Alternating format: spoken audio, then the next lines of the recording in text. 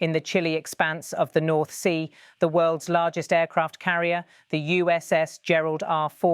commands the waves as it spearheads NATO's high-profile exercise, Neptune Strike 25-3.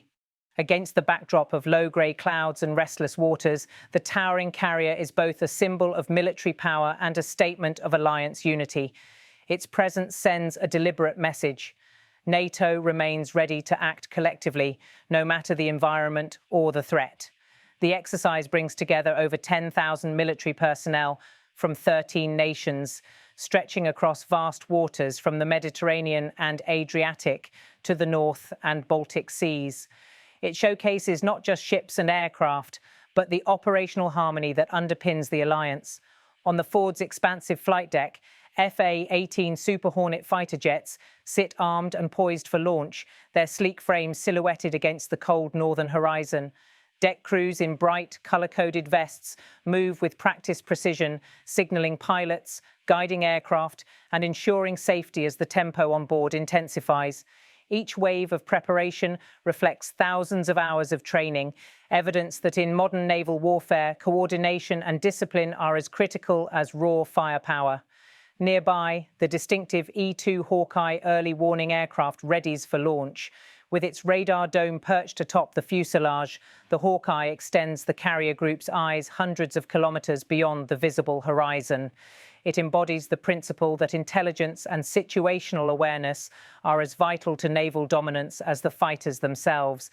Engines roar, catapults engage, and the first Hornet surges forward, hurtling off the deck and leaping into the sky.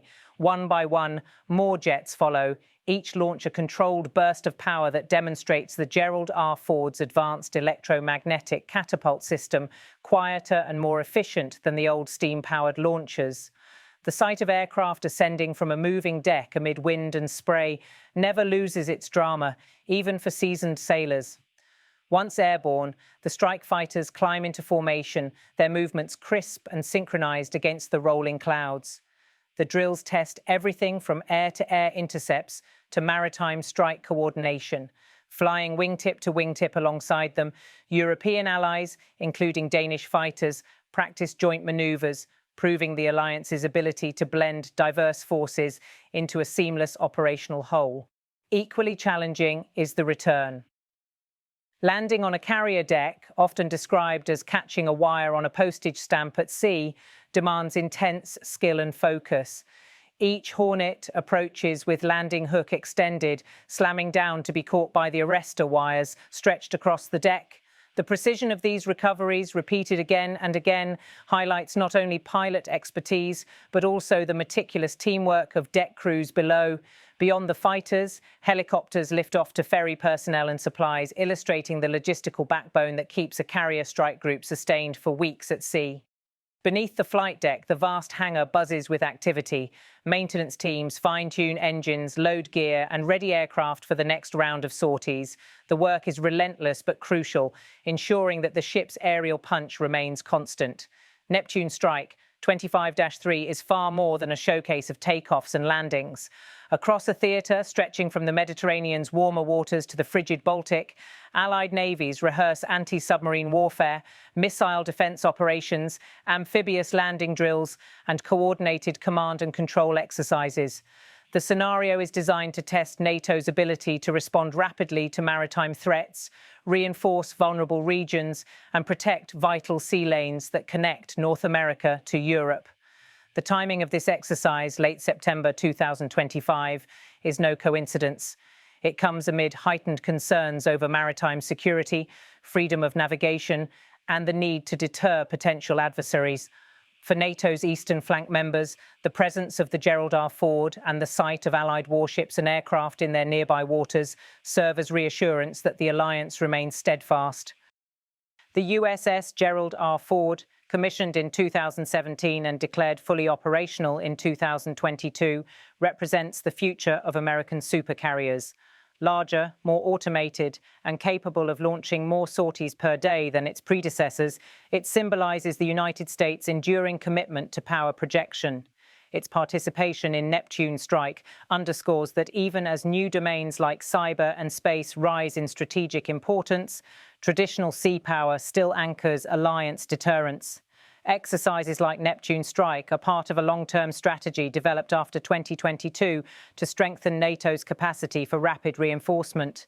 Military planners see the North Sea and Baltic Sea as crucial corridors, routes for Allied convoys in crisis and potential flashpoints if tensions were ever to escalate.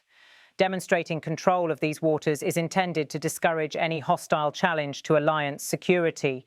Officials describe the drills as defensive in nature, but the images of hundreds of Allied aircraft, destroyers, submarines, and the ford itself inevitably carry strategic weight.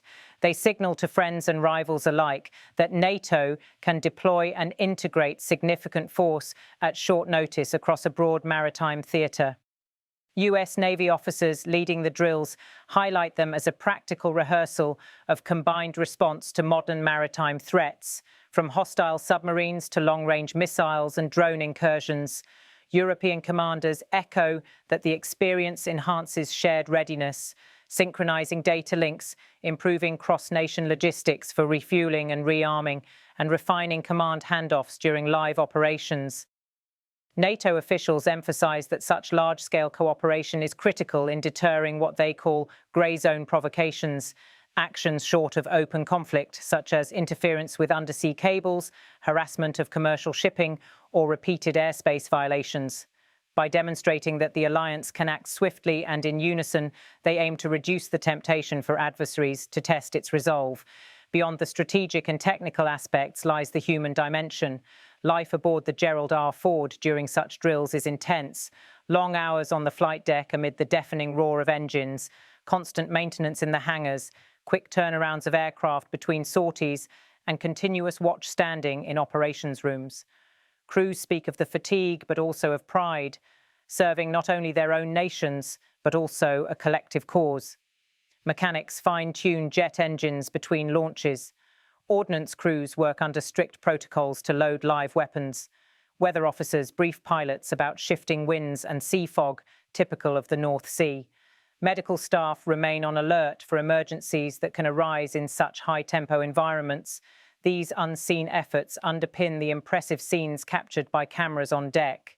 In interviews, sailors often describe the experience as both exhausting and inspiring, an opportunity to test their skills alongside allies in realistic conditions.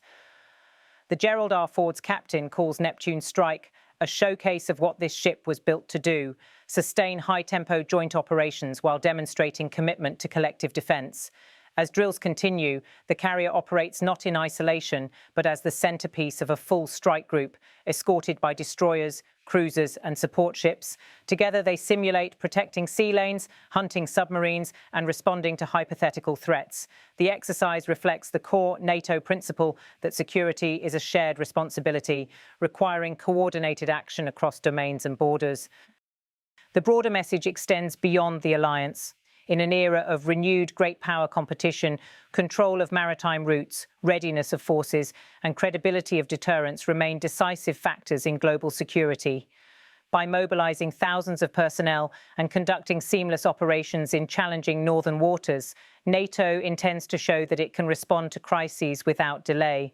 As the exercise progresses into its later phases, the Gerald R. Ford continues to launch and recover aircraft with relentless rhythm, day and night. The spectacle of jets arcing into the sky over grey seas, helicopters buzzing between ships, and multinational formations conducting drills sends a visual message as compelling as any official statement.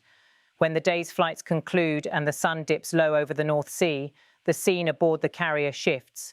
Jets are secured and inspected, crews take brief respite, and command teams plan the next sorties.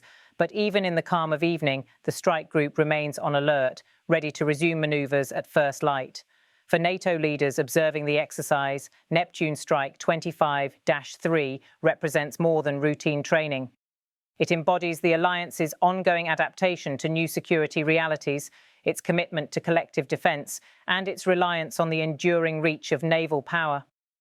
The sight of the world's largest carrier leading Allied forces underscores that, despite new technologies and new challenges, the fundamentals of deterrence at sea remain unchanged. As the Gerald R. Ford's massive silhouette looms against the horizon and the waters of the North Sea reflect the glow of sunset, one message becomes clear. The strength of an alliance is not measured by declarations alone, but by the readiness and unity demonstrated on the open sea. Through Neptune Strike 25-3, NATO affirms that it remains both vigilant and capable, prepared to safeguard the vital maritime arteries that link continents and uphold the security of its member states.